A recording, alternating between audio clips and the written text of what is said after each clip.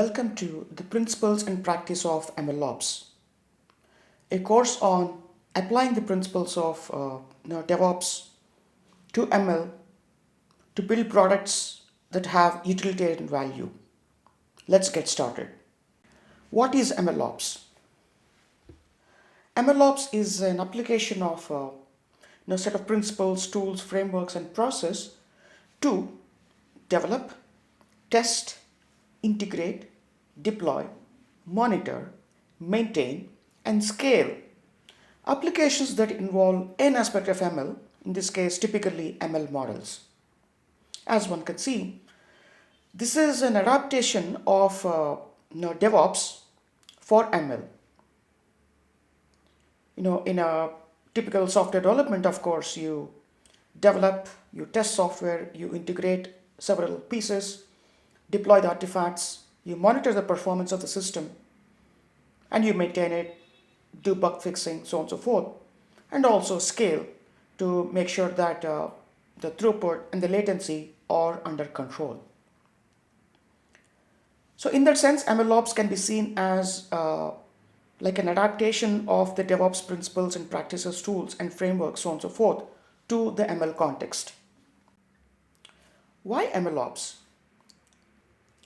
ML is a very complex piece of technology compared to software engineering, that is relatively speaking. There are aspects related to engineering, there are aspects related to ML science, as we will see later. And there are many moving parts that includes code, artifacts, and data. In this case, artifacts mean like a model files, model binary files. Compared to software development, now data is like a new addition. In the sense that the code and the data interact quite tightly with each other. We need a good mix of principles, tools, frameworks, and process to manage this piece of technology to build products and solutions that someone wants to pay for. Most importantly, this is not just about building models, contrary to popular perception and popular expectation. Of course, nobody can find fault with it because that's how typically ML is seen. It's a model-centric development where improving the performance of models is actually incentivized compared to other aspects. We will see later what they are. So again, I'll reiterate, it's not just about model building. There are many facets to it. For example, in this picture, we will see that the typical ML lifecycle is like very iterative, very agile. There are lots of parts to it. Most importantly, what is the problem to solve? In a typical software development, most likely you know the requirements and the developer basically implements according to the specifications. In other words, as someone says, engineering is about solving the known, and science, ML in particular, is about solving for the unknown. So therefore, the exact solution that unfolds is actually a function of the experimentation that someone undertakes.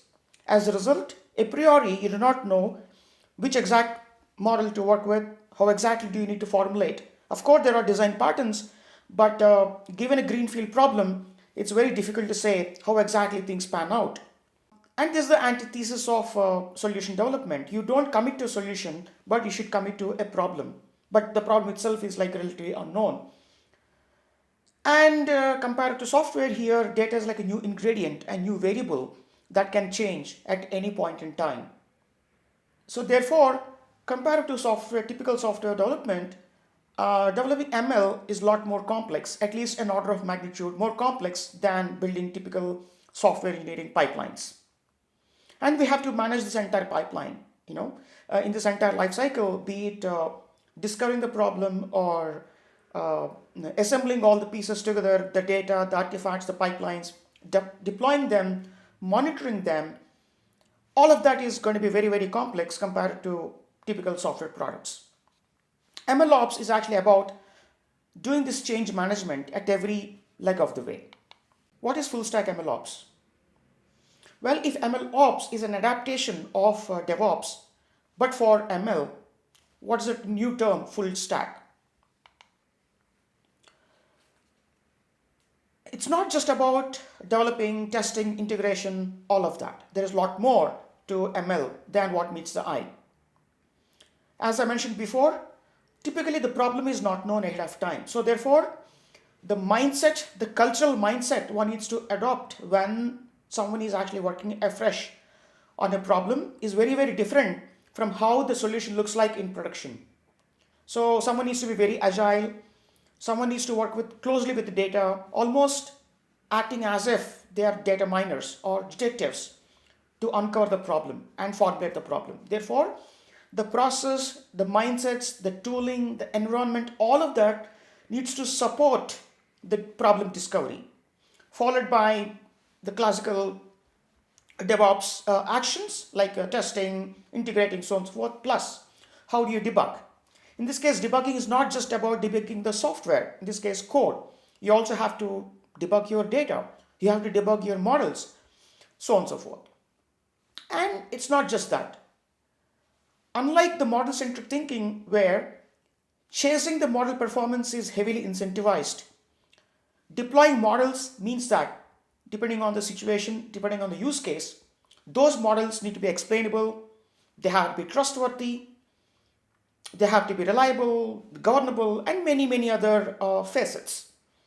So therefore, MLOps is not just about models or taking care of the software engineering aspects of it. It's also about bringing other aspects, non-performance centric aspects to it too. That qualifies the word full stack MLOps.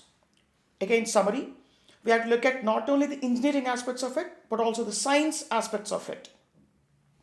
If you look at it, the typical deploy, test, integrate, most of the MLOps curriculum focus on ML engineering side of things. But I argue that we also need to expand the scope of MLOps to build reliable products, because lack of reliability is fundamentally baked in ML. But lack of reliability is antithesis of building any system that expects reliability and trustworthiness. To bake those in, we also need to borrow ideas and principles, tools and techniques from allied areas like statistics, optimization, operations research, linear algebra, statistical physics, many, many, many others. So what kind of tooling is required? What kind of methods do we need to bring in to make sure that the change management is actually addressed at every leg of the ML lifecycle? That's full stack MLOps. What's the expectation? There is a huge difference and gap between what is ML supposed to be, what it's supposed to deliver, versus what it actually delivers in many cases. According to some anecdotes, approximately 80% of the models do not see the light of the day. Why? Because if any of the attributes that I mentioned before, like lack of explainability, lack of trustworthiness, lack of robustness, or a lack of scalability at inference time, any of these attributes could be a cause of concern when it comes to deployment. As a result, models do not get deployed. Likewise, some people believe that ML is like a magic, which is not the case. All of this lead to failure cases. By adopting the full stack approach to MLOps, the idea is to reduce the gap, reduce the barrier, reduce the drift between expectations versus reality. So, can we make ML great again? Yes, we can. So with that, we get a cursory view of what is MLOps, why do we need them, and what is full stack MLOps, how does it differ from conventional MLOps. In the later modules and subsequent lectures, we will delve into each of those concepts in more detail. See you later.